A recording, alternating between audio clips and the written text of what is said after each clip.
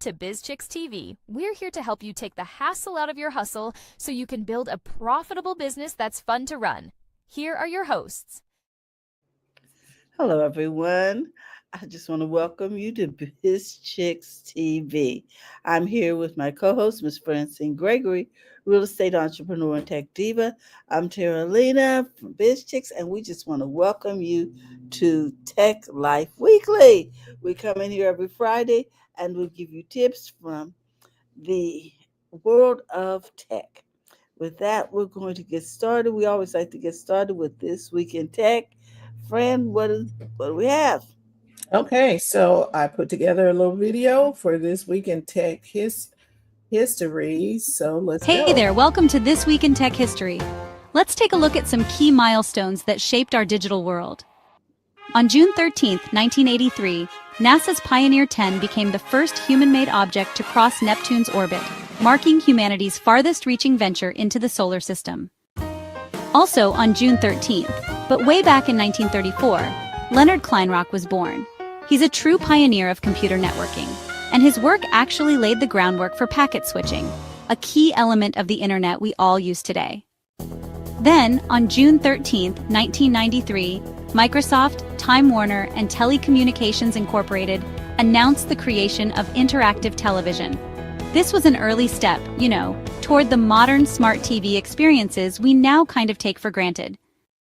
So, other notable mid-June milestones include June 11, 1978, when Texas Instruments launched the Speak and Spell, which was actually among the first speech synthesis toys.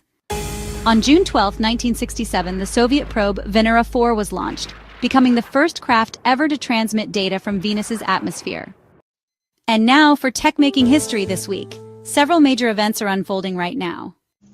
So, Apple's WWDC 2025, which ran from June 9th to 13th, is in full swing. Some of the biggest highlights include the introduction of iOS 26, macOS Tahoe, iPadOS 26, watchOS 12, tvOS 26, and visionOS 26. There's also the launch of Liquid Glass, which is Apple's first major design overhaul since iOS 7. And yeah, there are some pretty cool AI upgrades under what Apple's calling Apple Intelligence, like enhanced visual intelligence, smarter messaging, and cross-app AI tools. We're also seeing iPad multitasking improvements and new macOS continuity features. Notably, the keynote was disrupted by a brief protest, which kind of reflects how tech events are more and more being seen as stages for socio-political statements.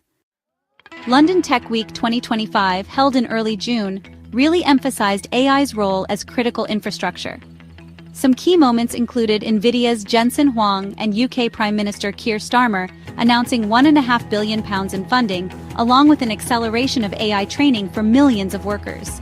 There were also major deals like Microsoft and Barclays integrating Copilot agents, plus a broad focus on AI in healthcare, sustainability, and cybersecurity. NY Tech Week, which took place from June 2nd through the 8th in New York City, saw a huge surge in AI and robotics. There were over 1,000 events, and more than half of them put the spotlight on AI. Robotics actually featured ahead of schedule with demonstrations like NYU's RUCA robotic hand. All in all, New York City really reinforced itself as a serious contender to Silicon Valley when it comes to hard tech. In terms of industry moves and partnerships, Meta acquired a 49% stake, worth about $14.8 billion, in Scale AI, and even recruited its 28-year-old CEO. But OpenAI will continue partnering with Scale AI. NVIDIA and Deutsche Telekom, among others, are expanding AI cloud partnerships across Europe. And interestingly, the Apple iPhone 16 became the best-selling smartphone in China for the month of May. Here are the shortlisted tech breakthroughs of the week, as reported by Tech Explorer. First, AI-designed chip architecture made its debut in China. There's also a solar-powered recycling method that converts plastic into hydrogen. And finally, robotic electronic skin that actually mimics human touch. And that's your week in tech history. Did I hear them say it converts plastic into hydrogen? Yeah. Don't ask me how, because that is above my pay grade. Really? And they had hydrogen powered cars in India for decades. Right. Wow. Will that change transportation outlooks? Yep. You could just, You know, plastic to hydrogen, that and it's probably really good that they're doing that. Major. That's a major shift. Okay, well, I've got a couple of stories that I'd like to share. Let me come over here. One is about how we are using, just to remind us about wearables. You know, TJ talked about these wearables, 15 years ago? She talked about them. She talked about them a while back. Quite at the very beginning. You know what I mean? Right. And yeah, she was talking to us about that. Oh my gosh. So let me play this for us. From the roar of the crowd to the precision of a perfect play, sports have always pushed the limits of human ability. But today it's not just strength and skill driving the action, it's technology. Across stadiums and sidewalks alike, tech is transforming the game, not just for the pros but for all of us. Take smartwatches and fitness trackers. They started in sports, now they're on the wrist of every runner, biker, or anyone just trying to stay healthy. I use my tracker every day. It motivates me to move, drink water, even get better sleep. Virtual reality isn't just for gamers. Athletes use VR to simulate game-time decisions, perfect skills, and recover from injuries. And now, anyone can train like the pros, right from their living room. So picture this: smart shoes that track your stride. Then there are augmented reality glasses giving you real-time stats. And oh, don't forget about those AI apps that analyze your swing or sprint. They even offer tips just like a virtual coach. We use AI drills with our kids' soccer team. It's like having a personal trainer for every player. And it's not just athletes. Seniors are using tech to monitor balance and avoid falls. Busy parents are squeezing in workouts with smart home gyms that track every rep. Sports tech is becoming health tech, performance tech, everyday life tech. In schools, community centers, even backyards, technology is making sports more accessible, safer, and smarter for everyone. So whether you're chasing Olympic dreams or just chasing your step goal, remember, the future of sports isn't just for athletes, it's for you. Stay active, stay connected, stay tech savvy. See you next time. Yes. Now we use some of this tech. I definitely use it on my arm for when I did my walk this morning. It told me how long I walked. I could set what my goal is, how many calories I want to burn. And so we keep track of that. How, you know, the idea is for me to close all 3 rings every day. And correct. That means the standing goal, how, you know, so we're not sitting all day. And then the exercise goal is really important, where we are, did I close that green ring today? Meaning, did I move enough today to close the green ring? I should be moving enough every day to close that green ring. Well, I tell you, I definitely track my steps on my phone, on my watch. I love the way it goes across all my devices. And also it reminds me to stand up, because I tend to become a little sedentary with the types of activities I'm involved in. So it tells me, oh, it's time to stand up. It also reminds me to hydrate. So those things are key to maintaining good health. Move more, don't be sedentary, and hydrate. So I appreciate it for that. I love the fact that they are showing how it's helping seniors and children and young people in sports, almost like a personal trainer. So I thought that was interesting. I did too. But here's the other thing I want to share with you, and that is that Tesla is working on a phone. I call it an iPhone. A phone. Before you do that, yeah.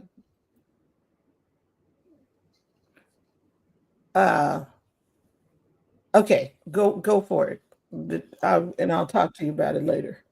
Okay, because we here's a little something about this phone that's supposed to be coming out. Here we go. Hey tech fans, welcome back to Next Tech Weekly, where innovation meets excitement. Today, we're diving into something huge, the reveal of the new Pi phone, a smartphone that's turning heads and flipping the script on what mobile devices can do. Designed for power, sustainability, and seamless integration with smart ecosystems, the Pi phone is more than just a device, it's a statement. Imagine a phone that combines AI performance, solar charging, and even satellite connectivity right out of the box. Let's break down the specs. A 6.8-inch edge-to-edge AMOLED display, Snapdragon X2 AI chip with neural adaptive tech, graphene battery with ultra-fast solar charging, satellite link capability, yes, it works without cell towers, 64-megapixel quad-lens camera with astrophotography mode, and a built-in AI assistant called Pi Sense that learns your habits faster than Siri or Alexa. The Pi phone will come in 3 tiers, Pi 1 at $699, Pi Pro at $899, and Pi Ultra at $1,199. Each model comes unlocked, and yes, they're 100% eSIM ready and fully 5G with support for satellite fallback in rural areas. The Pi phone is launching with multi-network compatibility, working flawlessly with Verizon, T-Mobile, AT&T, and even Starlink Mobile for satellite coverage. That means, whether you're in the city or way off the grid, you're connected. Hey, mark your calendars. Pre-orders open on July 1st at PiMobile.com and, get this, early birds get a free wireless solar dock. The official release date is August 15th, 2025, and word is these units will go fast. So, will the Pi phone be your next daily driver, or is this just another tech dream? Let us know what you think in the comments, and don't forget to like and subscribe for all the latest in mobile innovation. Until next time, stay curious, stay charged, and stay tuned. Okay, so this is the Pi phone, Pi, that's allegedly going to be coming out from Tesla. And I saw another video online that said that the phone was only going to be $275 and $375. Now I'm hearing 6 something and 7 something. So I don't know what the price is going to be. And the fact that it operates without a cell phone tower, that is going to be major. I'm sure that the military will be interested in that, to be able to dump those heavy satellite phones and have something slimmer and lighter to connect. Okay. Mm-hmm.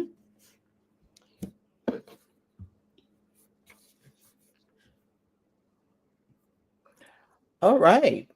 Well, that's going to be interesting if the phone actually does come out at 237, Yes, because that is a far shot, only because well, it's set to launch. It's my understanding they're like 500,000 are supposed to be released in the U.S. in November. Then they're going from there to 330,000 in Europe, and then on to China and to the EU. It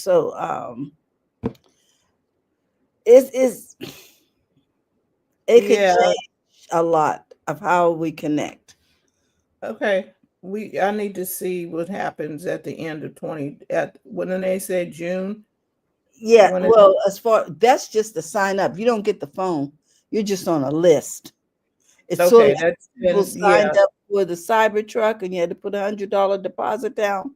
Right. So because that means it's not quite made yet, and they've taken your payment, your little whatever deposit you're making, they're putting that down to produce. Well, it adds value to the company, so to boost their right, profit. but it produces the you know what I'm saying? It produces capital.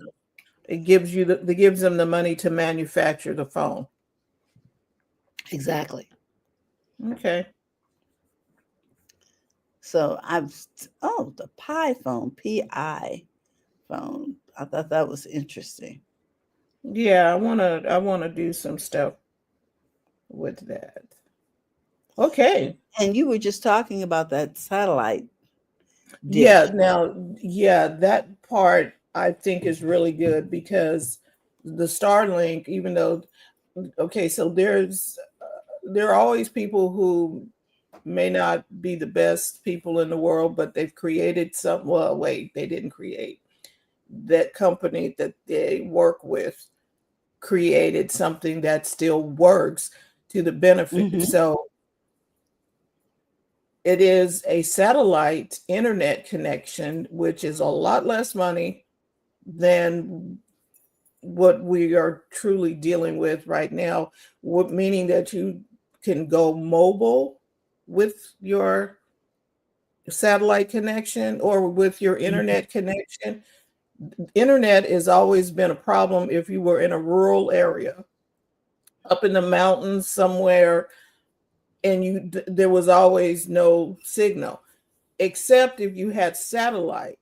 Now Mm. on our phones, on our phones, 16, I think 15, 16, you can get satellite connectivity with your phone, these phones, in an emergency without Mhm. having to be in a certain place, because they're using satellite to get a signal out instead of Wi-Fi and whatever we are currently using.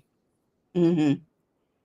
This is, satellite internet delivers internet access via wireless connection using signals transmitted between a satellite and a satellite dish on the ground. It's a viable option in Right. areas where traditional wired connections like cable or Right. fiber, because we And remember and that whole period where we were putting optic fibers under the ground. Okay. right. And we Developers. can't, hey Fred, and we can't take the fiber optics out to the mountains with us. We could, Mm-mm, mm. and it wasn't that enough wire to go around for that. So we remember the big satellite dishes. This is just a throwback to what used to be.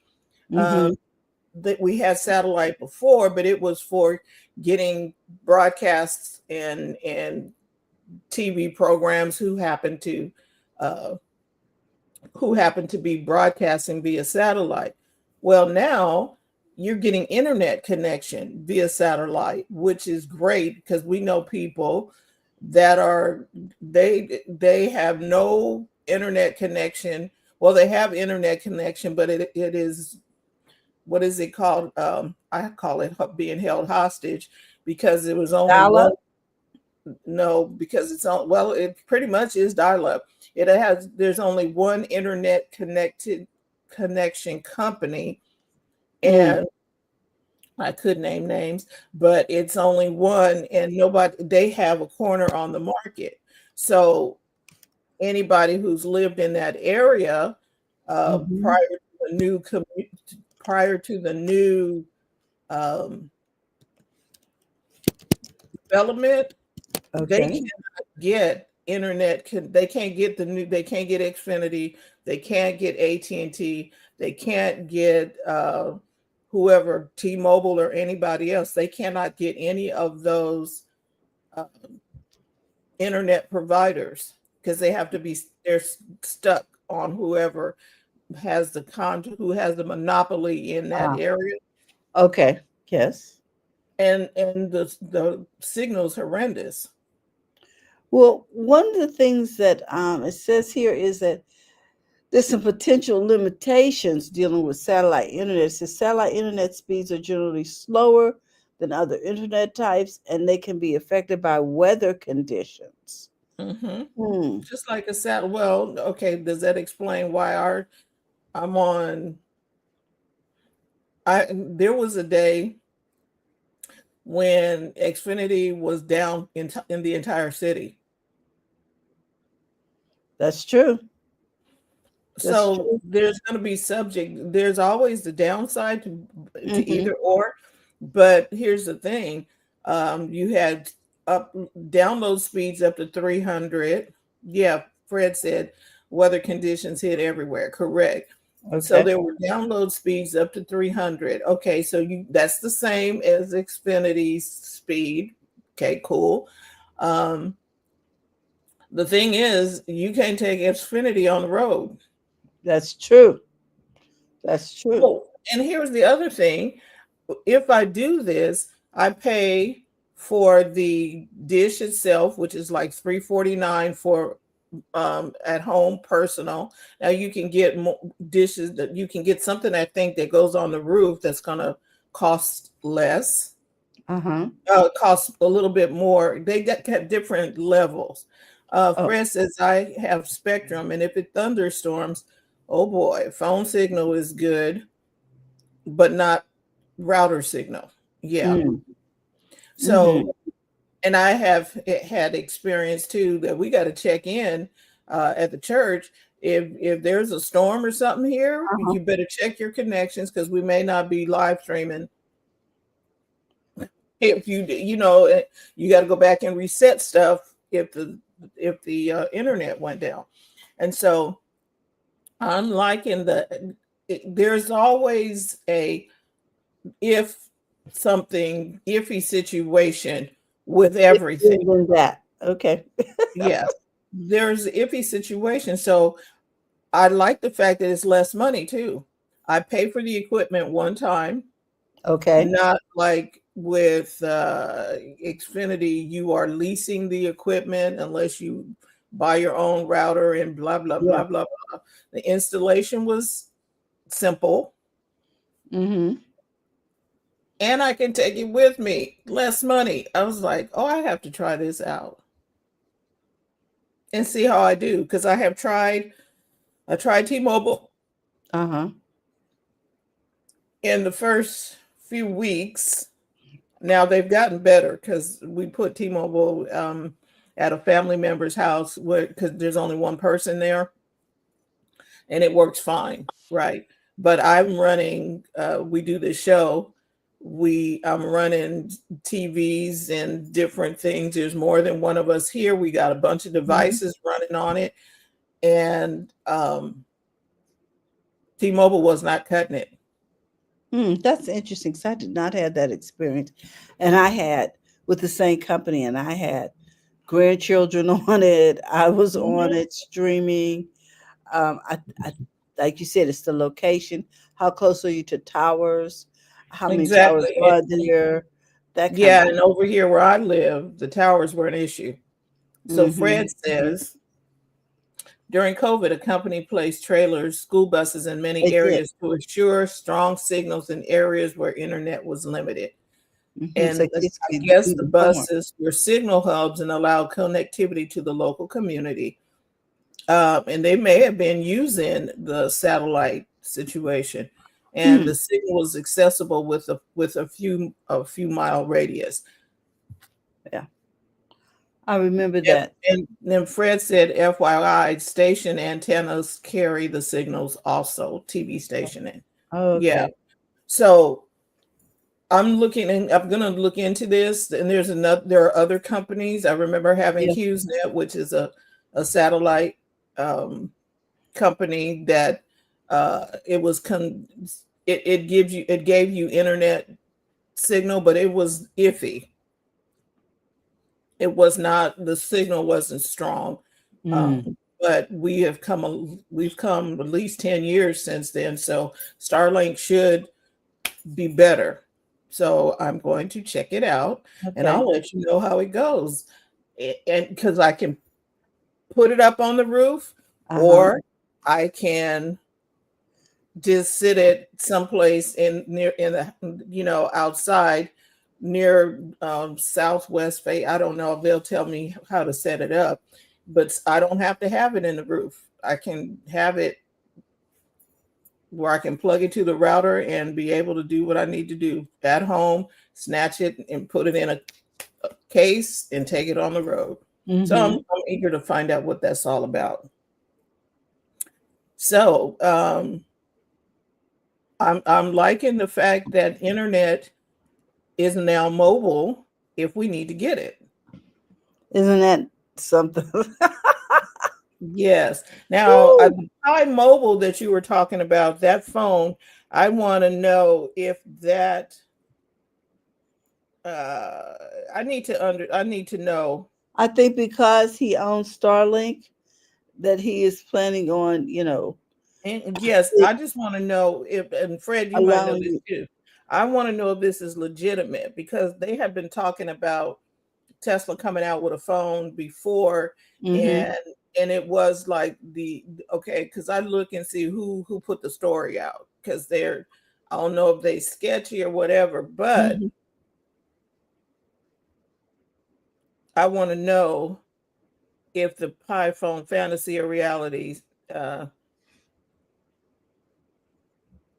Did you yeah, put it on spoofs to see? no, I didn't put it on spoofs, but there's the International Business Times UK. There's people talking about it. I just want to Hmm. know. We'll just see, because if it comes out, it definitely will not be $237. That part is out the door because in order to compete, because remember, Google tried to come out with phones that didn't cost a lot of money. They got rid of that a long time ago. They said, like, well, if people are willing to pay 1,000 and Yes. up, why not ask 1,000 and up? Because just like with a cheap phone, people are asking why, what's wrong with it if it's Well, you $200? know something, ever since the phones were militarized in that conflict, I have been concerned about who makes my phone. Who, you know what I'm saying? What's the Mhm. source of my phone?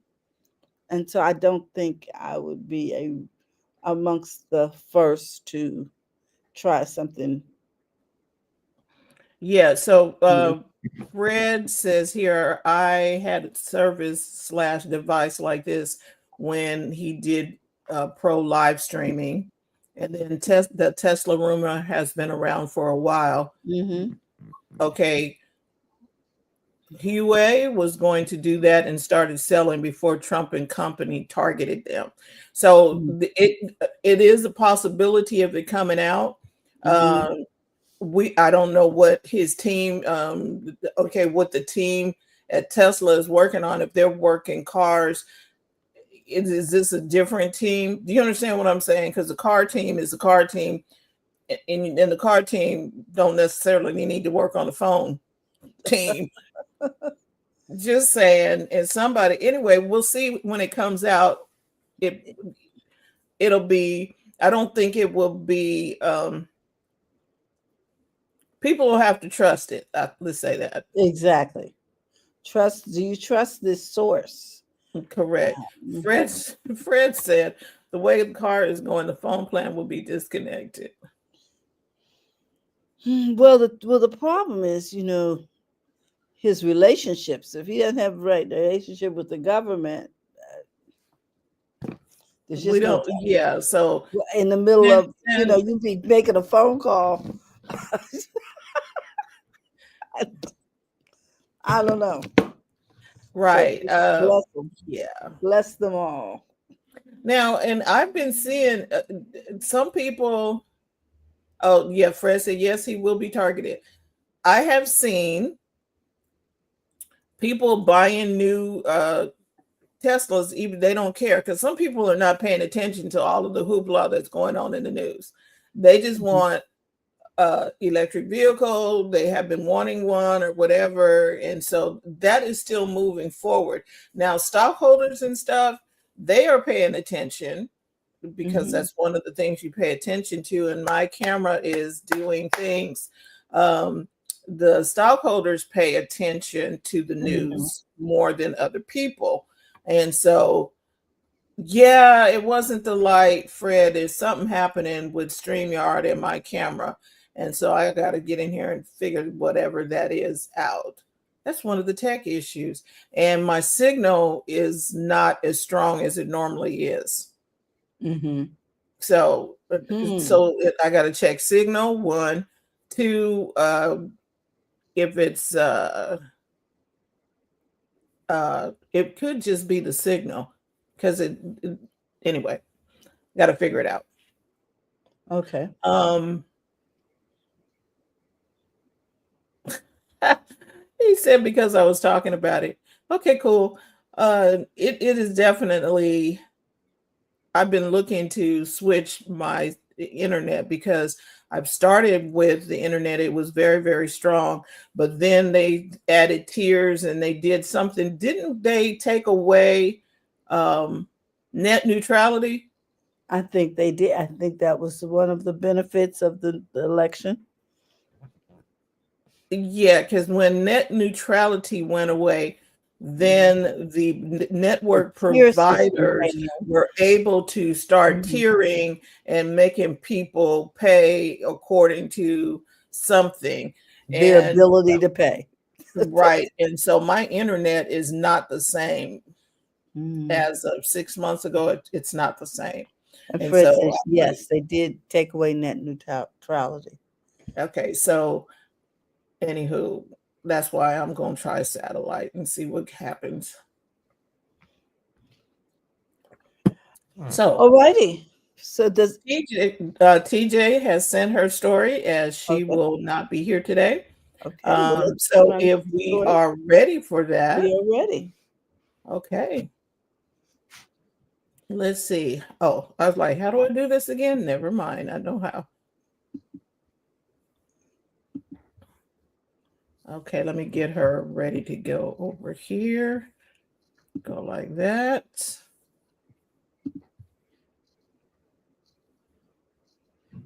Let me know when we're up. We're up.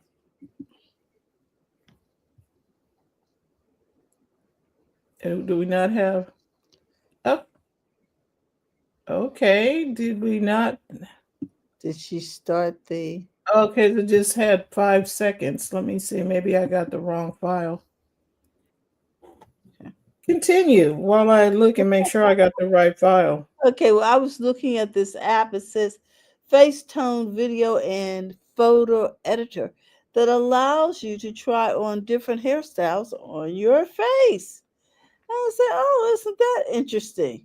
You can transform your look and you don't have to, go through the expense or the time of actually going in and having a stylist change it first and deciding if you like it or don't like it. It will just put the hairstyle around your face. Personally, I thought, oh, isn't that nice? It's called a face tone video and photo editor. Now, I saw that hairstyle. Yes, it'll change the hairstyle, Fred, which I thought was interesting. I wonder if I should download it and see. Maybe I'll do that for next week. Download it. Are you bald, Fred? Well, that eliminates a lot of foolishness, doesn't it? and it cuts down on having to buy a lot of product. Correct? Yeah. Yeah.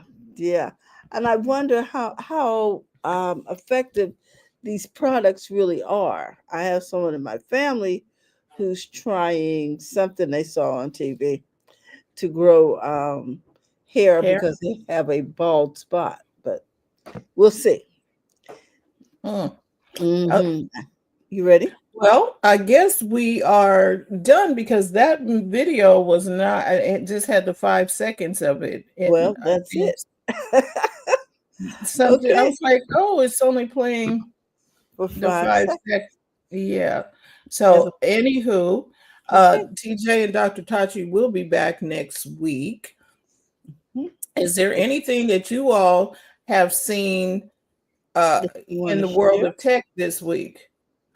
Fred and Mark and whoever's on right now, something that you've seen that's like, wow, this is happening. I know they're doing autonomous driving right now with taxis. Yeah, in Georgia, I think it was, they're letting that launch. It's already happened in San Francisco, in Arizona, in Los Angeles area. And okay. Fred said Google Workspace is adding more aspects to its GPT. GPT is the AI that is that helps you do different things.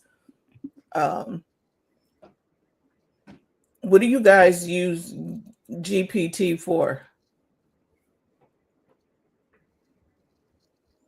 Anybody? Or do you use it at all? I think we've all been using some type of AI all along, and we just didn't know it. Exactly.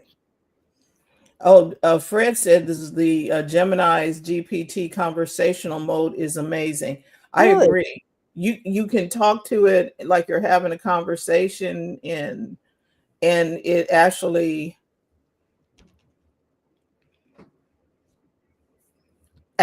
having and it talks back to you and helps you with different things. I've been using the AI on my glasses from Meta. Uh-huh. And yesterday, I what did I do yesterday? Oh, I was buying some coffee. I saw some decaf coffee, and the label was kind of just plain, and I was like, so who is this company? And it took a picture, and it said, oh, this is it's 100% Arabica beans and blah blah blah, and it's made by a company called Hollis or whatever. And I said, tell me about the company. It told me about the company and how it sources the beans and all of that. I'm like, oh, that was helpful. But I had a conversation with it in my ear. Fred says he uses it to create video descriptions and have it select impactful hashtags and more. Yes. Especially if you're doing YouTubes and stuff like that, and you need keywords and things of that nature. Yeah. And he also says he uses it to polish up the proposals and letters. Yes.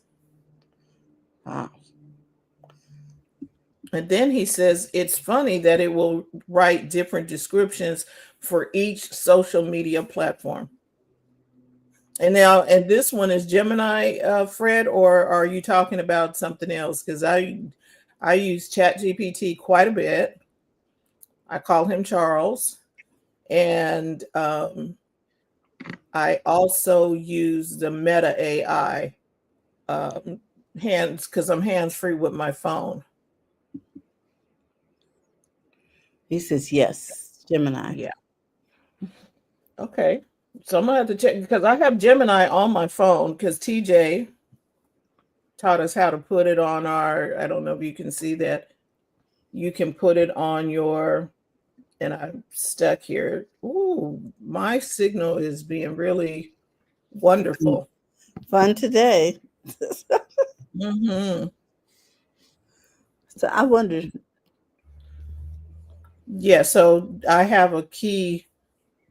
It's up on the keyword. Hopefully you can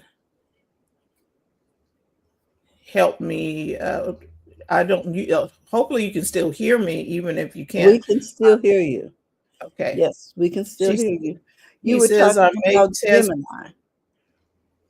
He says I may test what results each service will generate, OpenAI, Gemini, and others. And compare them. Oh, that's interesting. And he says, I think they're all the same. Oh, okay. I think they're all. Okay. Well, thank you all for watching us live on the replay.